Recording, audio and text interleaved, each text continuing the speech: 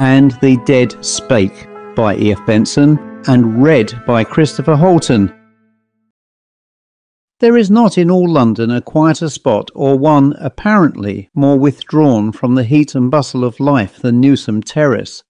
It is a cul-de-sac, for at the upper end the roadway between its two lines of square, compact little residences is brought to an end by a high brick wall, while at the lower end the only access to it is through Newsome Square, that small discreet oblong of Georgian houses, a relic of the time when Kensington was a suburban village sundered from the metropolis by a stretch of pastures stretching to the river. Both square and terrace are most inconveniently situated for those whose ideal environment includes a rank of taxicabs immediately opposite their door, a spate of buses roaring down the street, and a procession of underground trains accessible by a station a few yards away, shaking and rattling the cutlery and silver on their dining tables.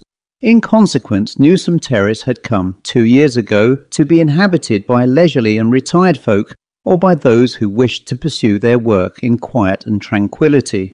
Children with hoops and scooters are phenomena rarely encountered in the terrace, and dogs are equally uncommon. In front of each of the couple of dozen houses of which the terrace is composed lies a little square of railing garden, in which you may often see the middle-aged or elderly mistress of the residence horticulturally employed. By 5 o'clock of a winter's evening the pavements will generally be empty of all passengers, except the policeman, who with felted step at intervals throughout the night peers with his bull's-eye into these small front gardens, and never finds anything more suspicious there than an early crocus or an aconite, for by the time it is dark the inhabitants of the terrace have got themselves home, where behind drawn curtains and bolted shutters they will pass a domestic and uninterrupted evening. No funeral, up to the time I speak of, had I ever seen leave the terrace, no marriage party had strewed its pavements with confetti, and perambulators were unknown. It and its inhabitants seemed to be quietly mellowing like bottles of sound wine. No doubt there was stored within them the sunshine and summer of youth long past, and now, dozing in a cool place, they waited for the turn of the key in the cellar door, and the entry of one who would draw them forth and see what they were worth. Yet, after the time of which I shall now speak, I have never passed down its pavement without wondering whether each house so seemingly tranquil is not like some dynamo softly and smoothly bringing into being vast and terrible forces such as those I once saw at work in the last house at the upper end of the terrace, the quietest you would have said of all the row. Had you observed it with continuous scrutiny for all the length of a summer day, it is quite possible that you might have only seen issue from it in the morning an elderly woman whom you would have rightly conjectured to be the housekeeper, with her basket for marketing on her arm, who returned an hour later. Except for her, the entire day might often pass without there being either ingress or egress from the door. Occasionally a middle-aged man, lean and wiry, came swiftly down the pavement, but his exit was by no means a daily occurrence, and indeed when he did emerge, he broke the almost universal usage of the terrace, for his appearances took place when such there were between 9 and 10 in the evening.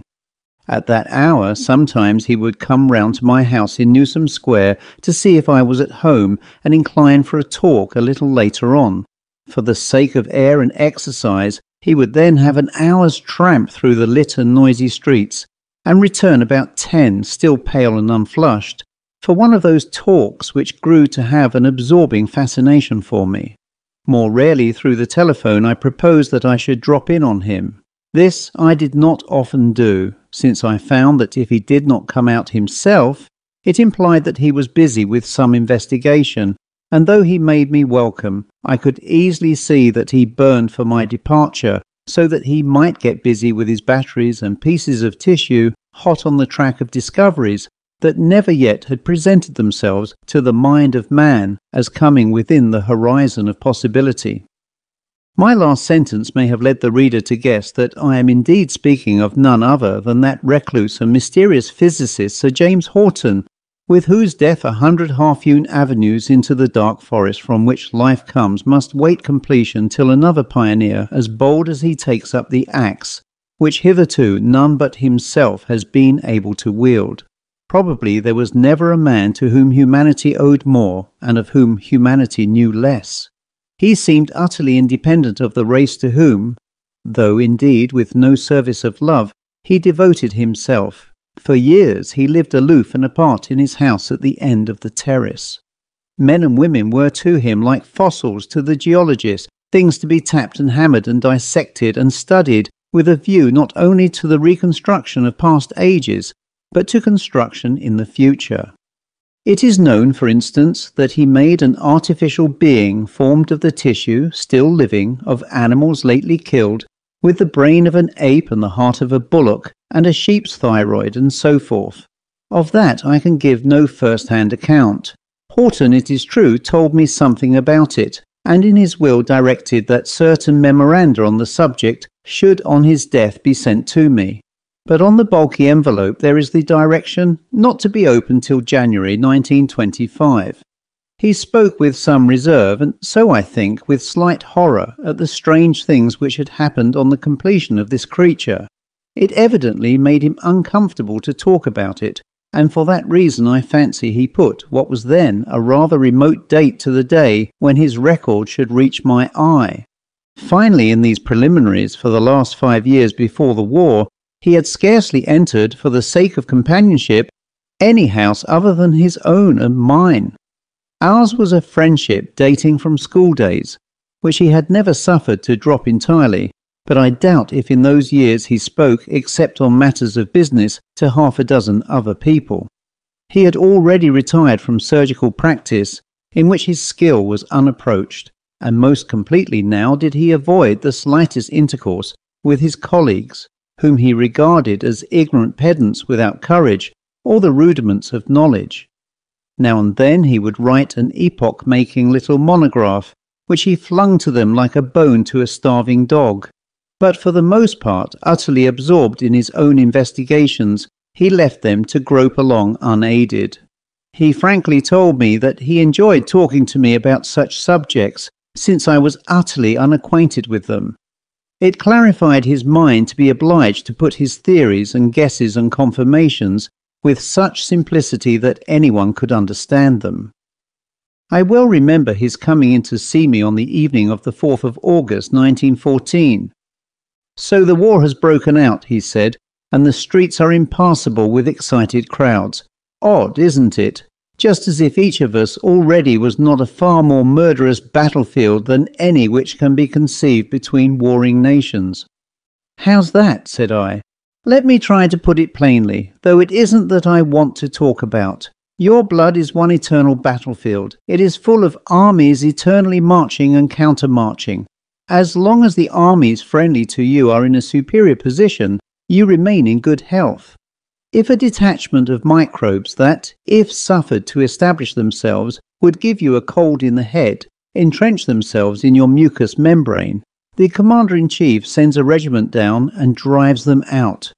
He doesn't give his orders from your brain, mind you. Those aren't his headquarters, for your brain knows nothing about the landing of the enemy till they have made good their position and given you a cold." He paused a moment. "There isn't one headquarters inside you," he said. "There are many. For instance, I killed a frog this morning. At least most people would say I killed it, but had I killed it, though its head lay in one place and its severed body in another? Not a bit. I had only killed a piece of it, for I opened the body afterwards and took out the heart, which I put in a sterilized chamber of suitable temperature so that it wouldn't get cold or be infected by any microbe. That was about 12 o'clock today. And when I came out just now, the heart was beating still. It was alive, in fact. That's full of suggestions, you know. Come and see it." The terrace had been stirred into volcanic activity by the news of war. The vendor of some late edition had penetrated into its quietude, and there were 6 parlour-maids fluttering about like black and white moths. But once inside Horton's door, isolation as of an Arctic night seemed to close round me. He had forgotten his latchkey. but his housekeeper, then newly come to him, who became so regular and familiar a figure in the terrace, must have heard his step, for before he rang the bell she had opened the door and stood with his forgotten latchkey in her hand. "Thanks, Mrs. Gabriel," said he, and without a sound the door shut behind us. Both her name and face, as reproduced in some illustrated daily paper, seemed familiar, rather terribly familiar, but before I had time to grope for the association, Horton supplied it. "Tried for the murder of her husband 6 months ago," he said. "Odd case. The point is that she is the one and perfect housekeeper. I once had 4 servants and everything was all mucky, as we used to say at school. Now I live in amazing comfort and propriety with one. She does everything. She is cook, valet, housemaid, butler, and won't have anyone to help her. No doubt she killed her husband, but she planned it so well that she could not be convicted. She told me quite frankly who she was when I engaged her." Of course I remembered the whole trial vividly now. Her husband, a morose, quarrelsome fellow, tipsy as often as sober, had, according to the defence, cut his own throat while shaving. According to the prosecution, she had done that for him. There was the usual discrepancy of evidence as to whether the wound could have been self-inflicted, and the prosecution tried to prove that the face had been lavared after his throat had been cut. So singular an exhibition of forethought and nerve had hurt rather than helped their case, and after prolonged deliberation on the part of the jury, she had been acquitted. Yet not less singular was Horton's selection of a probable murderess, however efficient, as housekeeper. He anticipated this reflection. "Apart from the wonderful comfort of having a perfectly appointed and absolutely silent house," he said, "I regard Mrs. Gabriel as a sort of insurance against my being murdered. If you had been tried for your life, you would take very especial care not to find yourself in suspicious proximity to a murdered body again. No more deaths in your house, if you could help it. Come through to my laboratory and look at my little instance of life after death." Certainly it was amazing to see that little piece of tissue still pulsating with what must be called life. It contracted and expanded faintly indeed, but perceptibly, though for 9 hours now it had been severed from the rest of the organization. All by itself it went on living, and if the heart could go on living with nothing, you would say, to feed and stimulate its energy, there must also, so reasoned Horton, reside in all the other vital organs of the body other independent focuses of life. Of course, a severed organ like that, he said, will run down quicker than if it had the cooperation of the others, and presently I shall apply a gentle electric stimulus to it. If I can keep that glass bowl under which it beats at the temperature of a frog's body in sterilized air, I don't see why it should not go on living. Food, of course there's the question of feeding it. Do you see what that opens up in the way of surgery? Imagine a shop with glass cases containing healthy organs taken from the dead. Say a man dies of pneumonia. He should, as soon as ever the breath is out of his body, be dissected, and though they would, of course, destroy his lungs, as they will be full of pneumococci, his liver and digestive organs are probably healthy. Take them out, keep them in a sterilized atmosphere with the temperature at 98.4, and sell the liver, let us say, to another poor devil who has cancer there. Fit him with a new healthy liver, eh? And insert the brain of someone who has died of heart disease into the skull of a congenital idiot? I asked. Yes, perhaps, but the brain's tiresomely complicated in its connections and the joining up of the nerves, you know. Surgery will have to learn a lot before it fits new brains in. And the brain has got such a lot of functions. All thinking, all inventing seem to belong to it, though, as you have seen, the heart can get on quite well without it. But there are other functions of the brain I want to study first. I've been trying some experiments already. He made some little readjustment to the flame of the spirit lamp, which kept at the right temperature the water that surrounded the sterilized receptacle in which the frog's heart was beating. Start with the more simple and mechanical uses of the brain, he said. Primarily it is a sort of record office, a diary. Say that I rap your knuckles with that ruler. What happens? The nerves there send a message to the brain, of course, saying, how can I put it most simply, saying somebody is hurting me. And the eye sends another, saying I perceive a ruler hitting my knuckles. And the ear sends another, saying I hear the rap of it. But leaving all that alone, what else happens? Why, the brain records it. It makes a note of your knuckles having been hit. He had been moving about the room as he spoke, taking off his coat and waistcoat, and putting on in their place a thin black dressing gown. And by now he was seated in his favourite attitude, cross-legged on the hearthrug, looking like some magician, or perhaps the Afrit which a magician of black arts had caused to appear. He was thinking intently now, passing through his fingers his string of amber beads, and talking more to himself than to me. And how does it make that note, he went on. Why, in the manner in which phonograph records are made.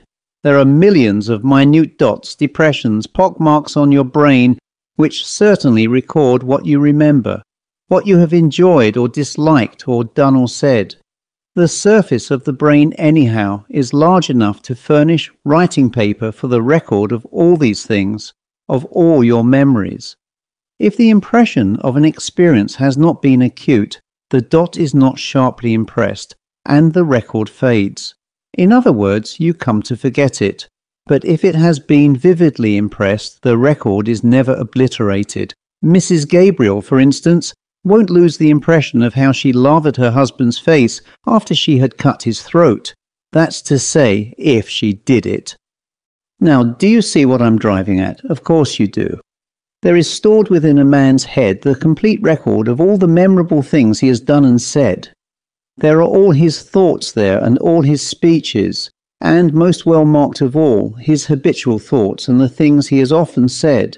For habit, there is reason to believe, wears a sort of rut in the brain, so that the life principle, whatever it is, as it gropes and steals about the brain, is continually stumbling into it.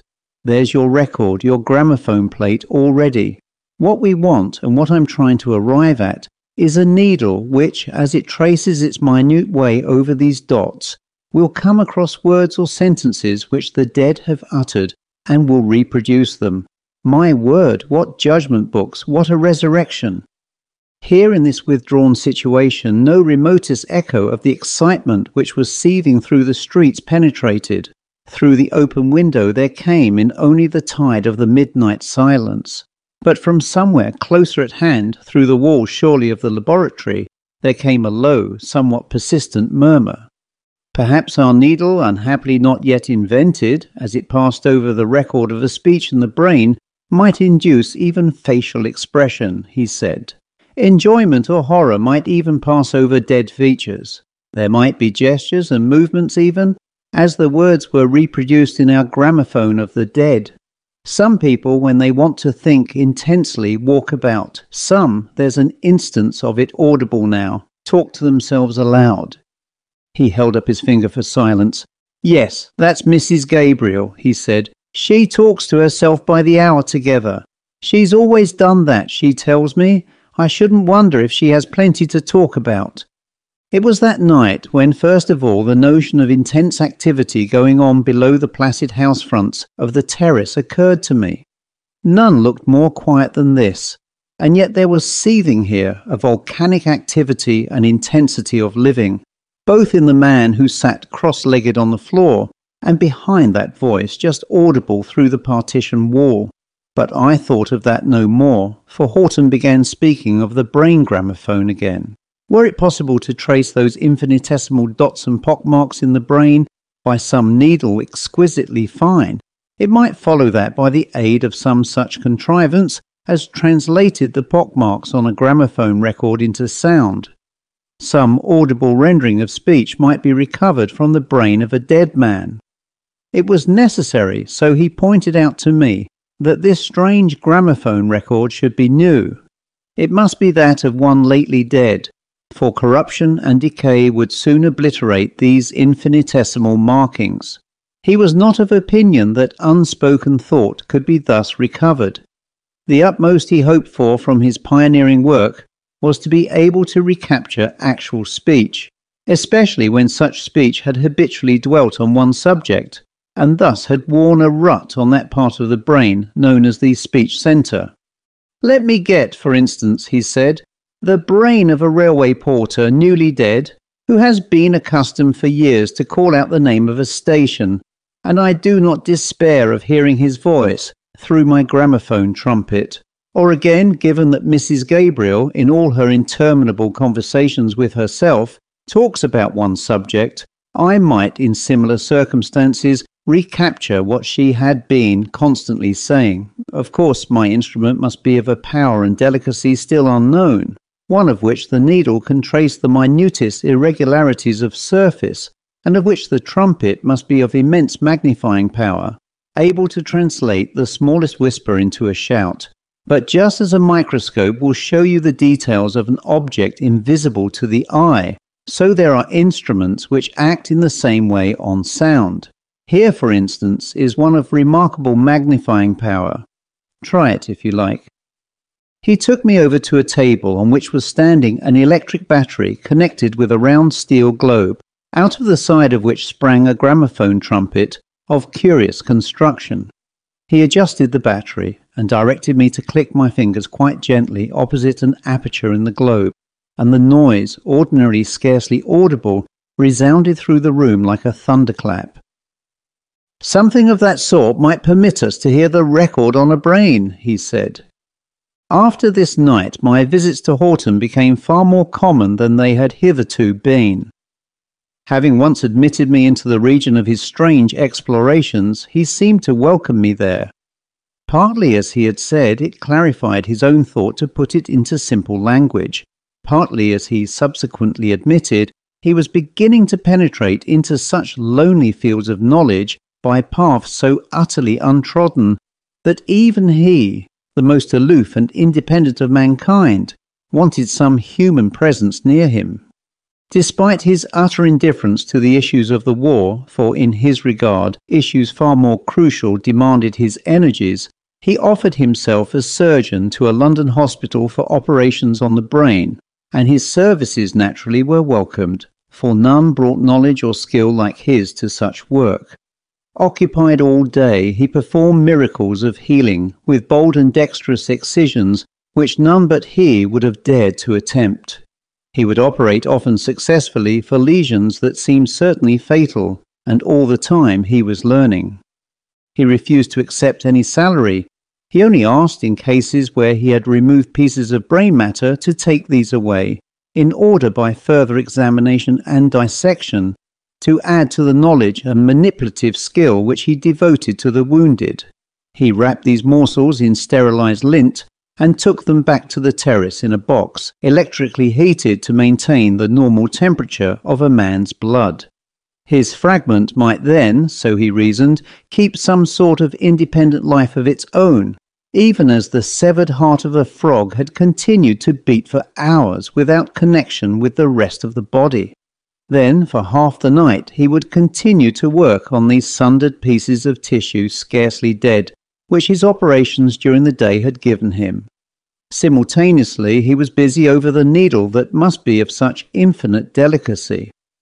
One evening, fatigued with a long day's work, I had just heard, with a certain tremor of uneasy anticipation, the whistles of warning which herald an air raid, when my telephone bell rang.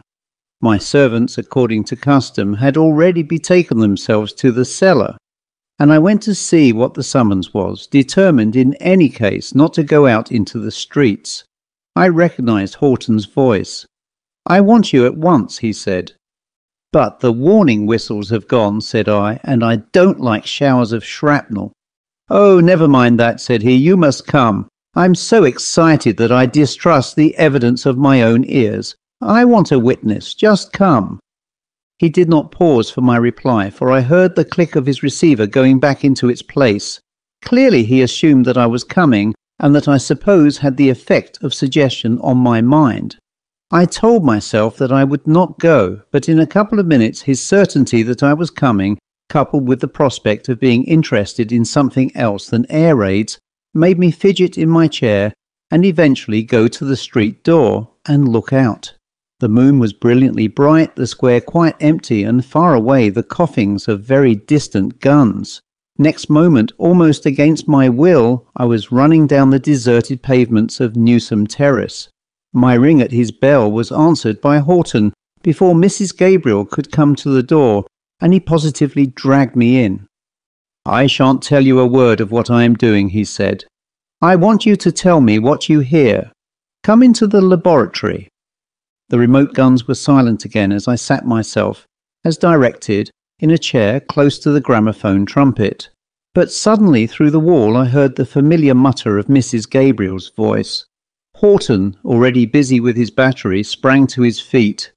"That won't do," he said. "I want absolute silence." He went out of the room and I heard him calling to her. While he was gone, I observed more closely what was on the table. Battery, round steel globe and gramophone trumpet were there, and some sort of a needle on a spiral steel spring linked up with the battery and the glass vessel in which I had seen the frog's heartbeat. In it now there lay a fragment of grey matter. Horton came back in a minute or two and stood in the middle of the room listening. "That's better," he said. "Now I want you to listen at the mouth of the trumpet. I'll answer any questions afterwards." With my ear turned to the trumpet, I could see nothing of what he was doing, and I listened till the silence became a rustling in my ears. Then suddenly that rustling ceased, for it was overscored by a whisper which undoubtedly came from the aperture on which my oral attention was fixed. It was no more than the faintest murmur, and though no words were audible, it had the timbre of a human voice. "Well, do you hear anything?" asked Horton. "Yes, something very faint, scarcely audible." "Describe it," said he. "Somebody whispering." "I'll try a fresh place," said he. The silence descended again. The mutter of the distant guns was still mute, and some slight creaking from my shirt front as I breathed alone broke it. And then the whispering from the gramophone trumpet began again, this time much louder than it had been before. It was as if the speaker, still whispering, had advanced a dozen yards, but still blurred and indistinct. More unmistakable, too, was it that the whisper was that of a human voice, and every now and then, whether fancifully or not, I thought I caught a word or two. For a moment it was silent altogether, and then, with a sudden inkling of what I was listening to, I heard something begin to sing. Though the words were still inaudible, there was melody, and the tune was Tipperary. From that convolvulus-shaped trumpet there came 2 bars of it. "And what do you hear now?" cried Horton with a crack of exultation in his voice. "Singing, singing, that's the tune they all sang. Fine music that from a dead man. Encore, you say? Yes, wait a second and he'll sing it again for you. Confound it, I can't get onto the place. Ah, I've got it, listen again."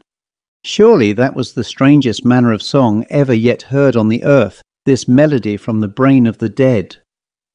Horror and fascination strove within me, and I suppose the first for the moment prevailed. For with a shudder I jumped up. "Stop it," I said, "it's terrible." His face, thin and eager, gleamed in the strong ray of the lamp which he had placed close to him. His hand was on the metal rod from which depended the spiral spring and the needle which just rested on that fragment of grey stuff which I had seen in the glass vessel. "Yes, I'm going to stop it now," he said. "Or the germs will be getting at my gramophone record, or the record will get cold. See, I spray it with carbolic vapour. I put it back into its nice warm bed. It will sing to us again. But terrible! What do you mean by terrible?" Indeed, when he asked that, I scarcely knew myself what I meant. I had been witness to a new marvel of science, as wonderful perhaps as any that had ever astounded the beholder, and my nerves, these childish whimperers, had cried out at the darkness and the profundity. But the horror diminished, the fascination increased as he quite shortly told me the history of this phenomenon. He had attended that day and operated upon a young soldier in whose brain was embedded a piece of shrapnel. The boy was in extremis, but Horton had hoped for the possibility of saving him. To extract the shrapnel was the only chance, and this involved the cutting away of a piece of brain known as the speech centre and taking from it what was embedded there. But the hope was not realized, and 2 hours later the boy died. It was to this fragment of brain that, when Horton returned home, he had applied the needle of his gramophone and had obtained the faint whisperings which had caused him to ring me up, so that he might have a witness of this wonder. Witness I had been, not to these whisperings alone, but to the fragment of singing. "And this is but the first step on the new road," said he. "Who knows where it may lead, or to what new temple of knowledge it may not be the avenue? Well, it is late. I shall do no more tonight. What about the raid, by the way?" To my amazement, I saw that the time was verging on midnight. 2 hours had elapsed since he let me in at his door. They had passed like a couple of minutes. Next morning some neighbours spoke of the prolonged firing that had gone on, of which I had been wholly unconscious. Week after week Horton worked on this new road of research, perfecting the sensitiveness and subtlety of the needle, and by vastly increasing the power of his batteries, enlarging the magnifying power of his trumpet. Many and many an evening during the next year did I listen to voices that were dumb in death, and the sounds which had been blurred and unintelligible mutterings in the earlier experiments developed, as the delicacy of his mechanical devices increased, into coherence and clear articulation. It was no longer necessary to impose silence on Mrs. Gabriel when the gramophone was at work, for now the voice we listened to had risen to the pitch of ordinary human utterance, while as for the faithfulness and individuality of these records, striking testimony was given more than once by some living friend of the dead, who, without knowing what he was about to hear, recognized the tones of the speaker.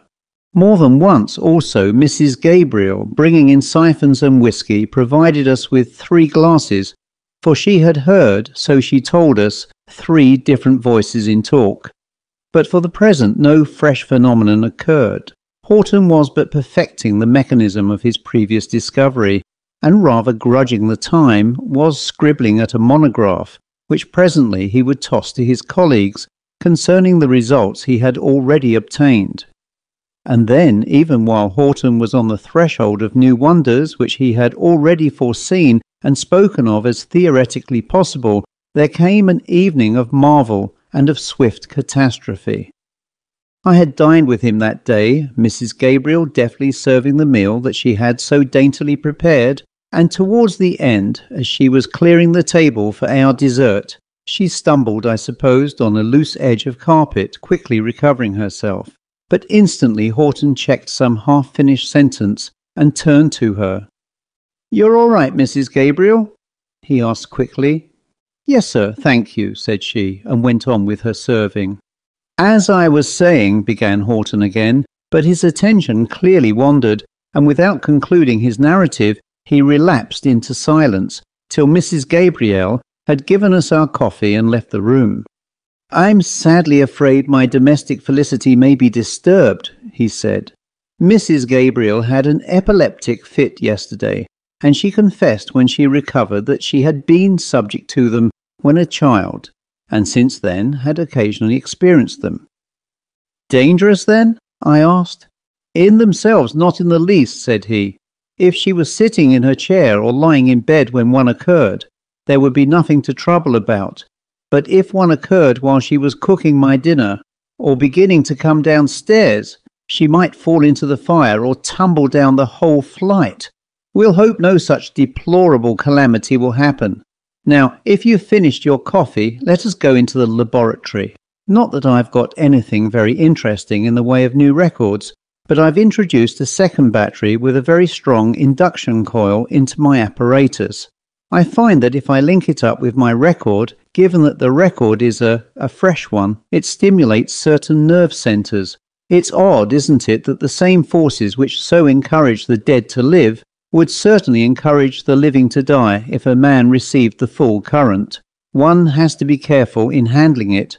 Yes, and what then, you ask?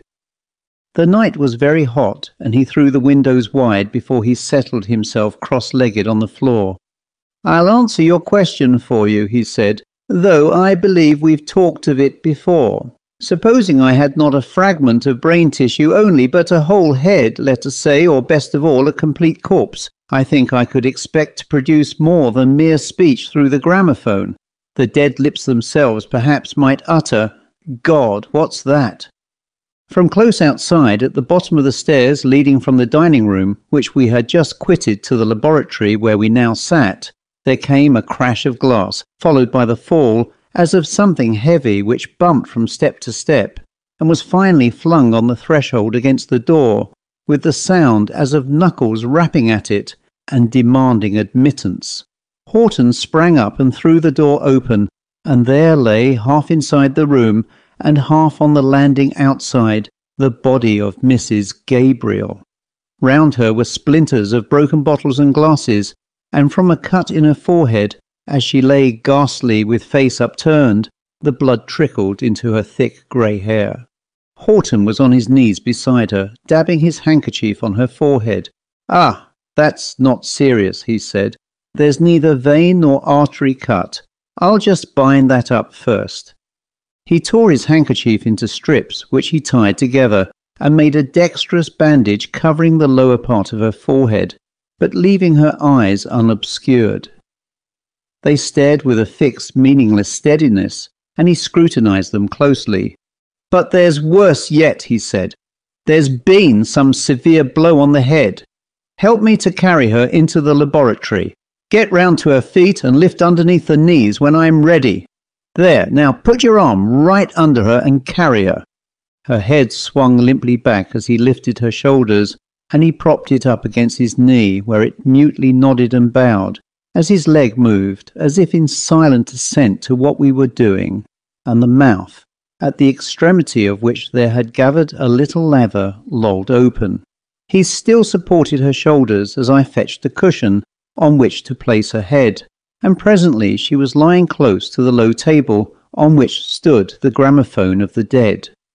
Then, with light deft fingers, he passed his hands over her skull, pausing as he came to the spot just above and behind her right ear. Twice and again his fingers groped and lightly pressed, while with shut eyes and concentrated attention he interpreted what his trained touch revealed. "Her skull is broken to fragments just here," he said. "In the middle there is a piece completely severed from the rest, and the edges of the cracked pieces must be pressing on her brain." Her right arm was lying palm upwards on the floor, and with one hand he felt her wrist with fingertips. "Not a sign of pulse," he said. "She's dead in the ordinary sense of the word, but life persists in an extraordinary manner, you may remember. She can't be wholly dead. No one is wholly dead in a moment unless every organ is blown to bits. But she soon will be dead if we don't relieve the pressure on the brain. That's the first thing to be done. While I'm busy at that, shut the window, will you, and make up the fire. In this sort of case, the vital heat, whatever that is, leaves the body very quickly. Make the room as hot as you can. Fetch an oil stove and turn on the electric radiator and stoke up a roaring fire. The hotter the room is, the more slowly will the heat of life leave her." Already he had opened his cabinet of surgical instruments and taken out of it 2 drawers full of bright steel, which he laid on the floor beside her. I heard the grating chink of scissors severing her long grey hair, and as I busied myself with laying and lighting the fire in the hearth and kindling the oil stove, which I found, by Horton's directions, in the pantry, I saw that his lancet was busy on the exposed skin.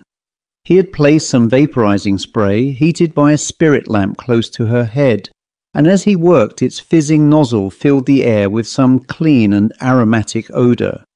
Now and then he threw out an order. "Bring me that electric lamp on the long cord," he said. "I haven't got enough light. Don't look at what I'm doing if you're squeamish, for if it makes you feel faint, I shan't be able to attend to you."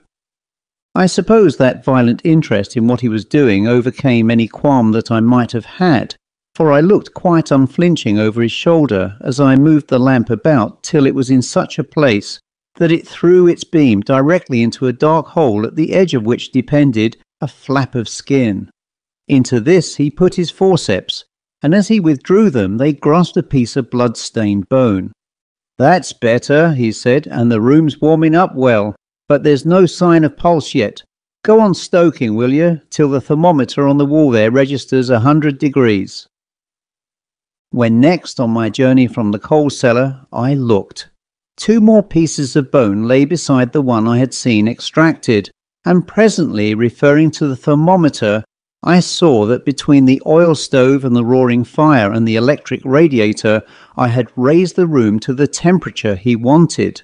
Soon, peering fixedly at the seat of his operation, he felt for her pulse again. "Not a sign of returning vitality," he said, "and I've done all I can. There's nothing more possible that can be devised to restore her." As he spoke, the zeal of the unrivalled surgeon relaxed, and with a sigh and a shrug he rose to his feet and mopped his face. Then, suddenly, the fire and eagerness blazed there again. "The gramophone," he said. "The speech centre is close to where I've been working, and it is quite uninjured. Good heavens, what a wonderful opportunity! She's served me well living, and she shall serve me dead. And I can stimulate the motor nerve centre too with the second battery. We may see a new wonder tonight." Some qualm of horror shook me. "No, don't," I said. "It's terrible. She's just dead. I shall go if you do."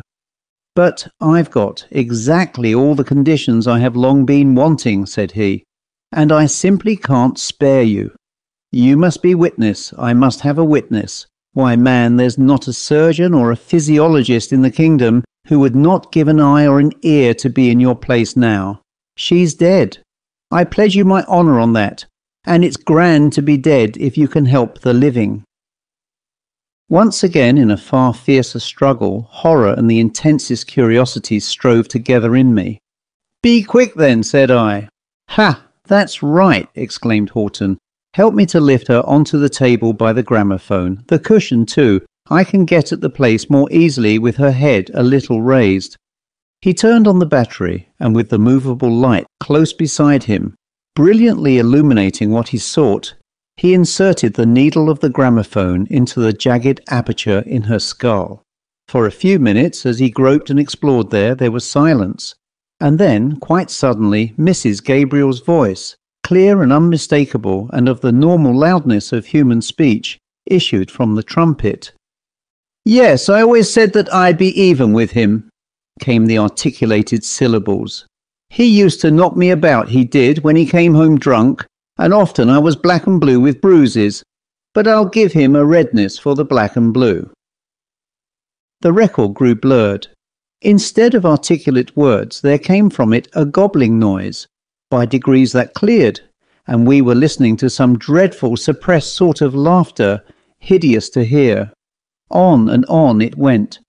"I've got into some sort of rut," said Horton. "She must have laughed a lot to herself." For a long time we got nothing more except the repetition of the words we had already heard, and the sound of that suppressed laughter. Then Horton drew towards him the second battery. "I'll try a stimulation of the motor nerve centres," he said. "Watch her face." He propped the gramophone needle in position and inserted into the fractured skull the 2 poles of the second battery, moving them about there very carefully. And as I watched her face, I saw with a freezing horror that her lips were beginning to move. "Her mouth's moving," I cried. "She can't be dead." He peered into her face. "Nonsense," he said. "That's only the stimulus from the current. She's been dead half an hour. Ah, what's coming now?" The lips lengthened into a smile, the lower jaw dropped, and from her mouth came the laughter we had heard just now through the gramophone. And then the dead mouth spoke, with a mumble of unintelligible words, a bubbling torrent of incoherent syllables. "I'll turn the full current on," he said. The head jerked and raised itself, the lips struggled for utterance, and suddenly she spoke swiftly and distinctly. "Just when he'd got his razor out," she said, "I came up behind him and put my hand over his face and bent his neck back over his chair with all my strength. And I picked up his razor, and with one slit, ha, that was the way to pay him out. And I didn't lose my head, but I lathered his chin well, and put the razor in his hand, and left him there, and went downstairs and cooked his dinner for him. And then an hour afterwards, as he didn't come down, up I went to see what kept him. It was a nasty cut in his neck that had kept him." Horton suddenly withdrew the 2 poles of the battery from her head, and even in the middle of her word the mouth ceased working, and lay rigid and open. "By God," he said, "there's a tale for dead lips to tell, but we'll get more yet." Exactly what happened then, I never knew. It appeared to me that as he still leaned over the table with the 2 poles of the battery in his hand, his foot slipped, and he fell forward across it. There came a sharp crack and a flash of blue dazzling light, and there he lay face downwards, with arms that just stirred and quivered. With his fall, the 2 poles that must momentarily have come into contact with his hand were jerked away again, and I lifted him and laid him on the floor. But his lips, as well as those of the dead woman, had spoken for the last time. The end.